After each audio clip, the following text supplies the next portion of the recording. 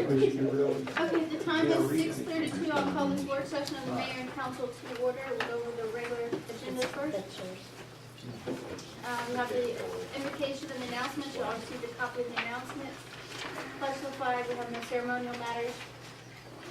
You all received a copy of the minutes from July 7th and the special call meeting on July 7th and the meeting on July 14th. I know there were some changes and corrections. Are there any more? Yeah, I'm gonna make a motion to postpone. Okay.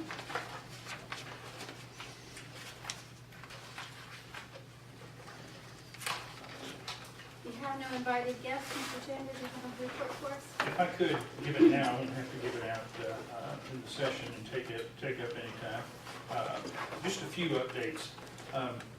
With the money that we've been able to set aside by delaying the hiring of a new planning and zoning director, we've taken that money and hired part-time code enforcement officers, community police officers that have started and I think are doing a good job. Yeah.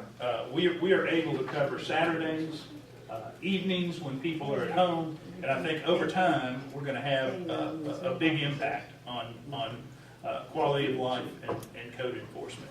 It's something that, with the schedule for John and Jason heating up and getting much busier, we've fallen a little bit behind. So I think it's been good so far, and I think it's going to be even better down the road. I just wanted to let you know you'll see those folks out there.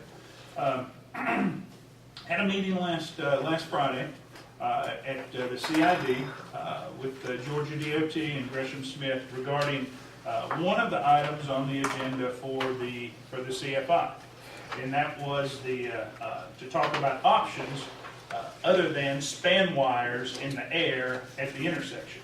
If y'all have ever been through Sugarloaf and 85 and seen all those wires strung across there with it looks terrible.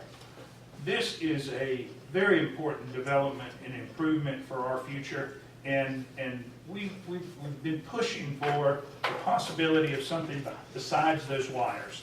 And DOT, Russell McMurray, the head engineer, and the DOT engineering folks, I think have finally relented, and they came up with a couple of options last Friday.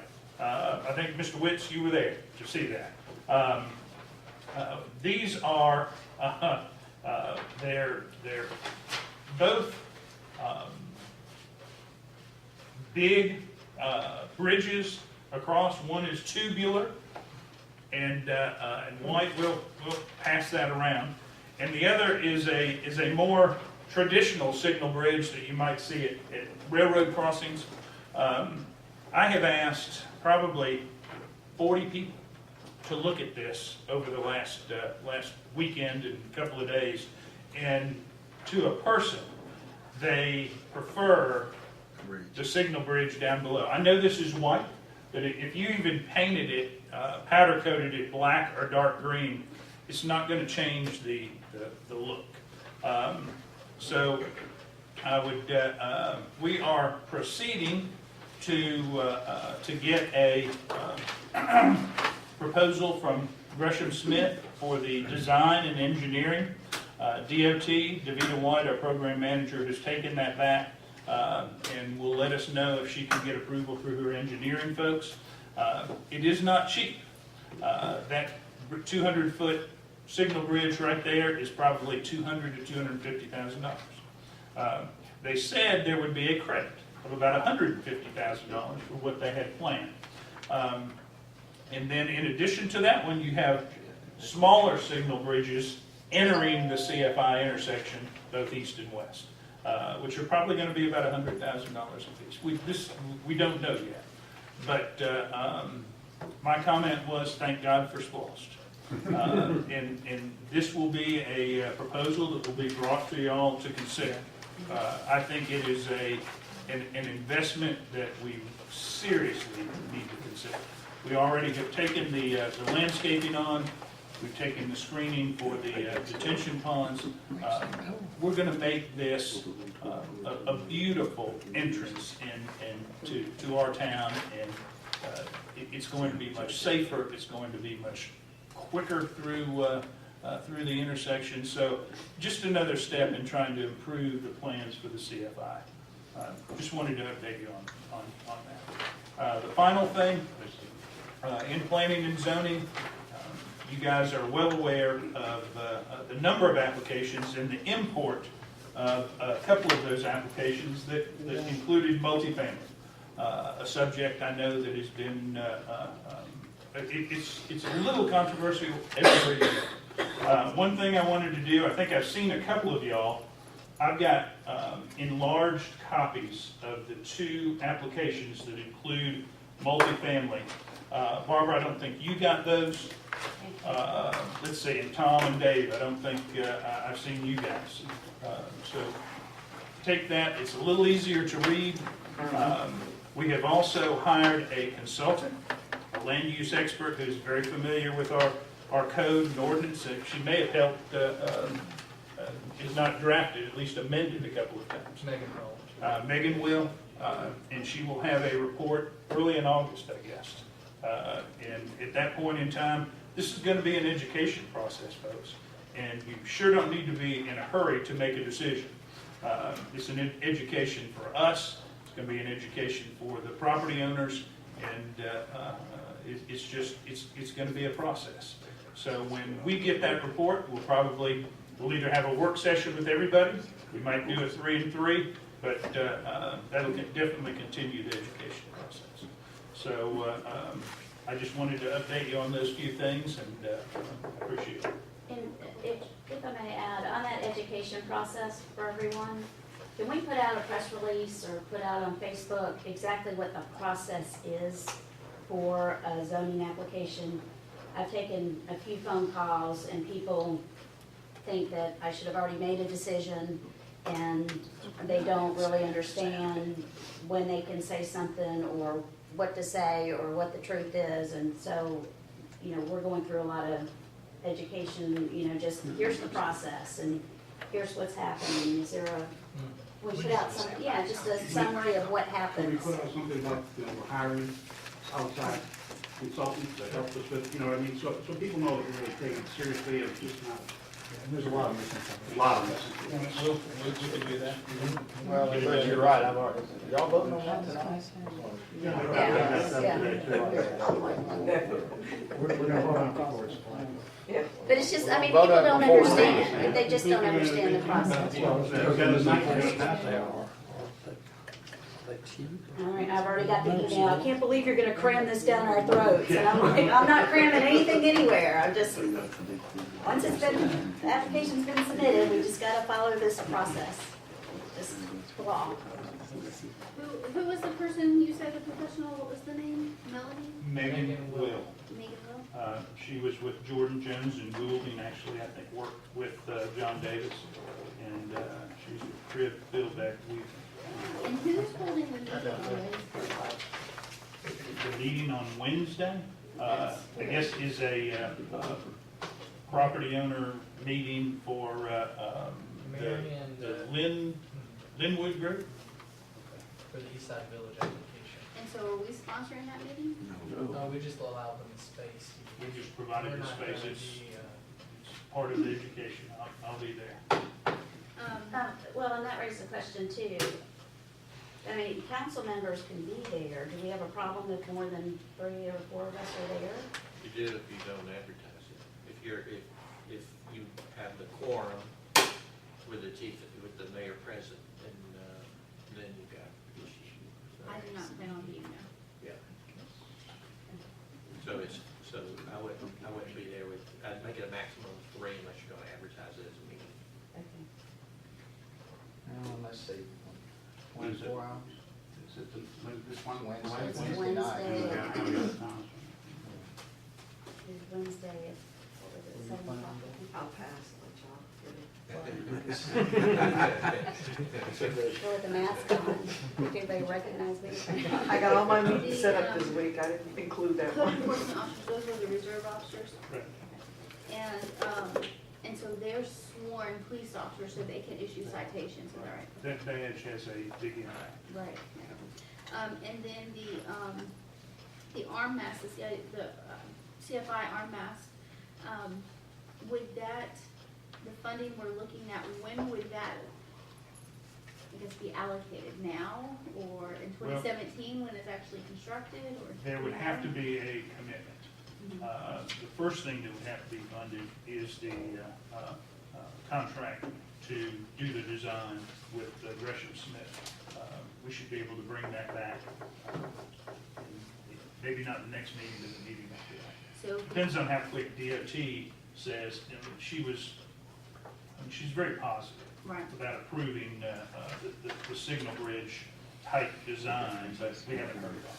so if we committed SPOS funds, that would be current SPOS funds, not the next, not the It could SPOS be funds in either. 2 years. Could be. So maybe some of that, Yeah. okay. Does anybody have any other questions about the city manager's report? Ms. McElroy will be here this evening to give us stat report. We have no consent agenda, that brings us to our old business. We have a second reading on the zoning into CVS and the church. Jason, any updates on that? The applicant will be here to, I guess, present in more detail the site plans and perhaps an alternate plan, just to discuss with everyone, and besides that, we're really moving on to give you back a couple weeks to kind of digest it, papers that Mr. All handed out. I know we received a letter from the applicant about some alternative plans. Do we know if there's been communication with the church on those? I believe so, and I'll let him speak to that more, once we get into the meeting, but, those were distributed to the church. Does anybody have any questions for Jason, any comments?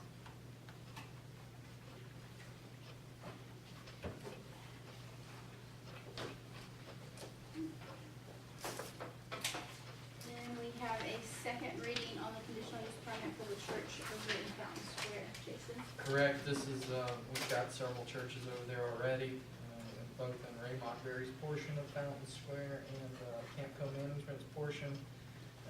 We've done several of these before, they meet the requirements and we recommend approval.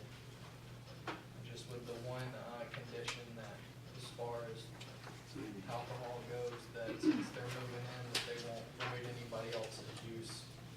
We had that issue before, so if a restaurant wanted to open there, they would be bound by the church's existence, basically. So they kind of different.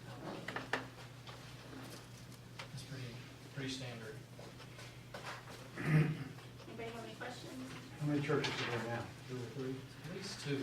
And all the ones that we approved formally are still there? Correct. Well, I said No, maybe there was for one one or that- two that have left. Yeah, it doesn't matter. Sometimes those are kind of transient, except for the bigger ones. Is parking a concern if there's so many churches? I don't believe so. That parking lot, basically, you probably could kill 200 spaces and still be okay. It's kind of nice to have the cars in there. It looks better with cars parked than just everything. New business report by the city attorney. John? I'm ready to go, just updating on where the litigation stands. Report on settlement agreement and that stuff. Any questions for Mr. Powell in work session? Resolution on oath of office and work schedule for the city clerk. Received that this afternoon. Yes. Any questions? And that will bring us to our work session. Anything else we need to discuss, Mr. Powell? Just over the last few weeks, we've been talking about the concept of our mini code being, having a number of errors that were corrected at the June meeting. And we got an estimate from the mini code folks of accomplishing an update that squares us with our charter. The charge was $5,700, and I just thought that was excessive. I think we could probably read that and match it up and get you something that makes sure that everything's in line for a lot less than that. So we were just gonna read it and match it up, if that's okay with everybody, get our code fully changed, and then come back to you and ask for authority mid-year to go ahead and get the code changed so that what you see online reflects all the changes that have been made, probably through the end of July. And that should get us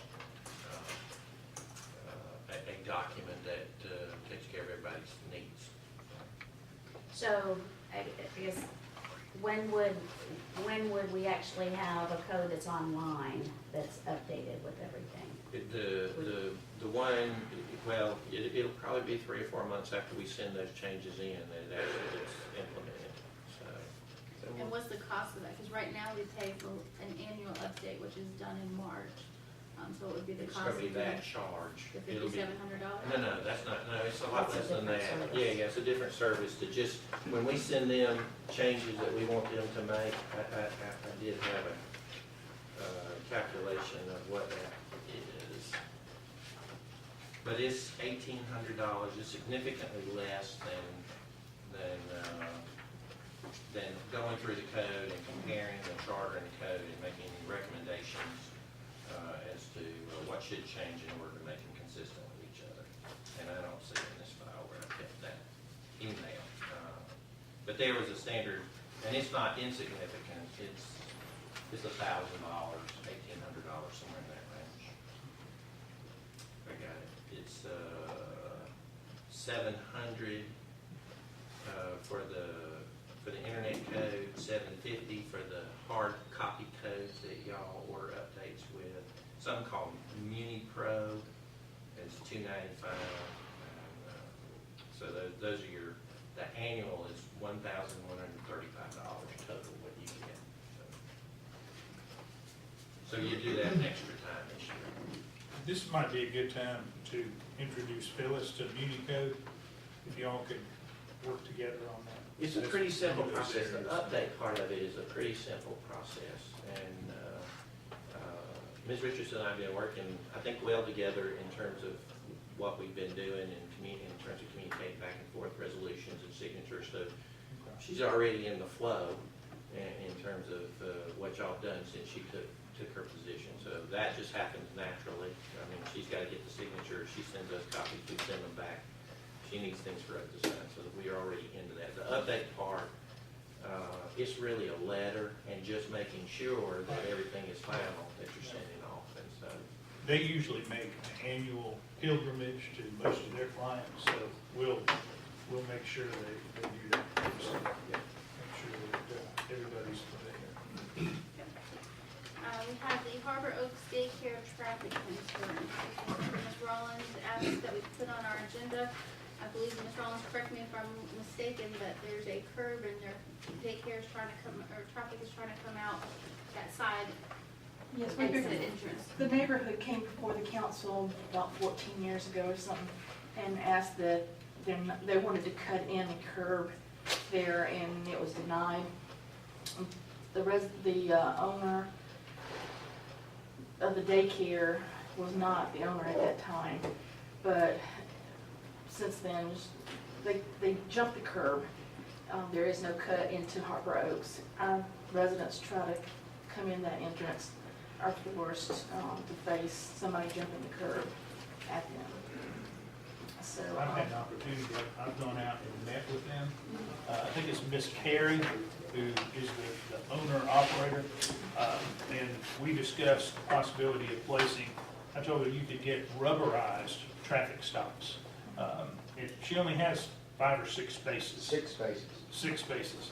And she's going to get back with me. She sounded very optimistic that she might be able to effect that change. There are other options if that's not the case, but that's probably the cheapest way to do it. So, If not, can we, Captain Perry, I'm assuming it's probably the same people that are going to pick up their kids, and it's probably at a certain period of time. Could we possibly station an officer out there to see if there's any traffic violations at that pickup time? Well, we can. We've tried and throughout the last couple of years to locate these people that are doing this. Oftentimes they'll see us and not do it. I think we've written, Most times they say That's not say most times. That's why we haven't written these. I think we've written somewhere around 8 or 10 tickets over the last 10 years. So, but we know it's happening more often than that. So we'll try to do some extra controls. I imagine if it's a fresh crop of parents, as soon as 1 or 2 of them get a ticket, word will spread not to do it anymore. I've noticed this week that they have not been jumping, so I figured somebody from the city has contacted them, but they've had 2 letters in the past. And an officer, I dealt with the police department trying to get somebody out there, but, I understand they can't stay there all the time. Right. So we need something more permanent. If that doesn't happen on their side, Councilman Howard had a pretty good idea about putting some timbers out there. And I don't know what we got on the yard yet. We got any old 6x6 timbers, but that would stop them. I'm thinking 8 foot 6x6, 6 times with about 3 pieces of rebar drove in the ground. We're about to pull a granite wall down off of Wisteria Drive. I'm talking mortar and time. What I'm talking about, so. But they're all Make sure it don't quit the termites. But we're working. We put this back on our work session agenda for the first meeting in September for an update. Hopefully it'll be solved by then.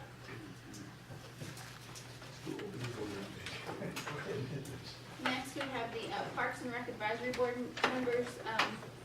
We currently do not have a quorum on our Parks and Rec Advisory Board. I did get a name of someone that may possibly be interested. I haven't had a opportunity to contact him this week. If so, I'll put that on the next work session. A lot of the people that have shown an interest actually don't live in the city. A lot of the people that are involved in the soccer program live in Snellville, but not the city limits of Snellville. So if anybody knows anyone that wants to serve on the Parks and Rec Advisory Board, right now it's all men too. So if we have any females that would be interested, it would be nice to have a different perspective on the Parks and Rec Advisory Board. Anybody have anything on that tonight? Update on job descriptions and salary ranges. I know we received some information from you today. Probably haven't had a chance to look it over. It's like 160 pages I know, of job descriptions. Gabby and I are looking at those too. We'll have some suggestions for you, but that's basically what we're utilizing right now. So if we could also put this maybe on our first meeting in September. I'll go from there. And I think you also got a copy of the Malik Carl Vinson final report. Was that in the Dropbox folder or was that separate? That was earlier. It was probably earlier in the week. I did not receive that if it was earlier. Did y'all not get the? Honestly, I'm not sure. I was on vacation last week. Okay. and- I don't remember seeing it. I'll double check, but it went out. I don't remember seeing it.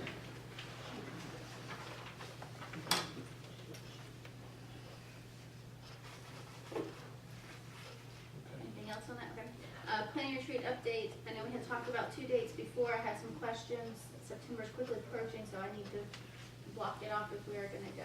We are, if we're going to UGA, as everybody knew, it's gotta be a non-football league. The two Fridays and Saturdays, September 12th and 13th, I think that was out. And October 10th and 11th. Those weren't the 2 dates you gave us before. Are those new dates? These are the days that the Continuing Ed Center has availability. And we definitely want to use the credit there. We don't want to have to pay them after a year because we didn't use it last time.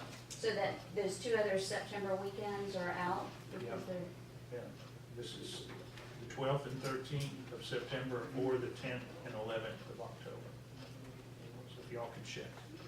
And if we need to go into November, we can. yeah, I'd rather not push that. I can't do October. So, okay, well, if you're not here, you're not here. September dates were 11, 12. 12 and 13. 12 and October is your Argentina? Yeah. September date was what? 12 and 13? 12 and 13.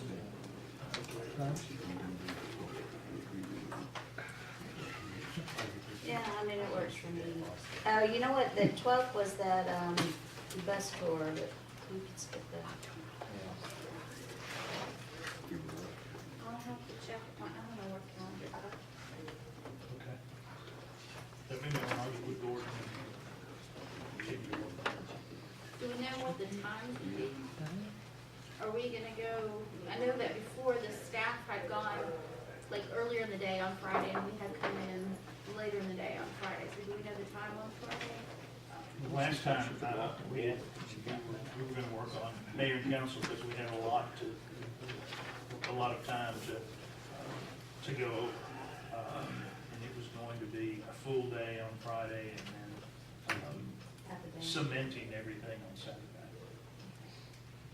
It looks like I'm good 12th and 13th of September. Me too. Yeah, I am too. Y'all let me know something. Just so y'all know, the 12th is the annual meeting of the municipal lawyers. They always go to the continuing, and so that Friday, they'll all be there, so just so you know. In Athens? It'll be up there in In the continuing education, that's where they meet, that's where the meeting Okay, so we'll have a whole convention of lawyers if we is. need them. And specialists, they're all, I just didn't want you to walk in and not know. That sounds like a big opportunity. Yeah. Bring a big gun. Shoots wide.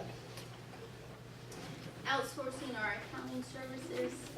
I had originally put this on there, I was going to try to get some prices, but then I thought, well, I don't wanna, eliminate someone by talking to them, if it was something we moved forward with. But I know I've heard from people in the past that, there are accountants, and Ms. Bender, maybe you, or if your firm does this, maybe you can elaborate, that, do municipal accounting, but kind of on a contract basis, on a outsourcing basis. So I wanted to look at the price of that associated with salary and benefits. I don't know It is if a, it's something that would have to be bid, if it's something we can gather information on without including people from bidding on it in the future, or how we can get more information and decide if it's something we want to explore. because of the number of funds that we have, number of checking accounts we have, the number of things that Jan did, it would be difficult. What, contracting payroll service, that would be simple. That's a simple bid. You provide the basic information, which would free up Gabby to learn more of the financial area. That's kind of the direction we're looking at right now. We're going to use Jan on a contract basis to get some cross-training done. And we've got an ad that's out at GMA and GGFOA. So we're trying to see what's out there. I mean, we need to keep our options open, no doubt. And we could talk about that with somebody who, you know, might want to offer that. But it's something that, because of all the things that she does on a daily as well as a recurring basis, that would be difficult. Is it something that requires a bid process, though? It's I would professional think services, that- I would think a request for proposal or a request for That'd be an qualifications. RFQ, Not and good. then, You don't you learn necessarily a lot know in what the the interview lowest bidder. process. With the professional services, you need relationship and qualifications I and bid. kind of would put, you know, you never want to leave, you never want to check the building. You know, as an owner, you know that, you know, you keep the checkbook in the building, you never let the statements go to the building, your statements go home. So you watch all your stuff. So I can see where the payroll would be very good, I do it myself, but overall accounting, I think you have to have someone close and someone's, you know, that checks and balances within the system. It's kind of hard to do that if you have an outside agency. There's delays in processing, there's delays in POs, delays in a lot of things if it's outside the building. Let's see what kind of applicants we get. And don't close off any door, we'll just see where we get to. Now's the time to make the decision for the future, that's for sure. And so did you say Gabby's now doing payroll? Gabby has been, she's our HR benefits payroll coordinator. Right, but didn't we get something in our last audit saying that we needed to separate those functions? There was some separation within the finance office. Gabby's doing some finance work too, to separate that from the controller. And so we're addressing that. And it wasn't the pay, it was some things in the finance office, because Jan was doing everything. Yeah, you don't want your person balancing the checkbook, that is opening the statements and writing the checks. That's the big And number. making the deposits. Big number. And Gabby has a lot of potential. Veterans Park to include arts commissions. I don't know how to say it. This was, first of all, first person mentioned this to me was Councilman Manuel, and I started thinking about it. We got that area over there between the memorial and cemetery, and it just seems to me that there may be an opportunity for us there to put a little bit of a park in there, maybe some benches and some tables for people who come to look at the memorial to sit there. And I was just going to ask Butch if maybe we could schedule a meeting, Butch, with maybe Parks and Rec and with Gay to see, you know, what we could do there. Maybe put all our heads together and see if there's, either that or we're gonna replant the grass there. But if we're not gonna replant the grass, if we do something else, I'd just like to see what the options are. And also, I spoke with the Art Commission, with Kirk, and I think Kirk spoke with Judy level about they want a labyrinth. And there's a perfect place over there between the cemetery and memorial. That's as peaceful as you can get. They're excited. They think that that would work for them. So it might be a place where we can get that accomplished too. Well, let's include them in the meeting if we're gonna do Okay. that. Great. Motion to adopt the exec session. Is your first-